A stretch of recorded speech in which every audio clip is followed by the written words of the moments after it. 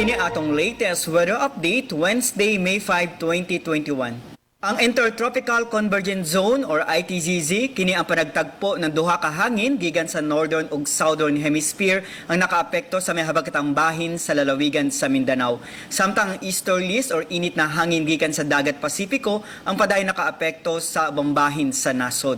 Ang tibuok sa Visayas kasama na ang probinsya sa Cebu, Palawan, Kalayaan, Group of Islands ug ang Occidental Mindoro padayon ta makasinati ng fair weather na panahon, init panagsama panganoron ngito na sa medyo madag-umon na kalangitan ug naay mga patak-patak na mga pag-uwan ug kini mga localized na mga pagpanugdog ug kilat.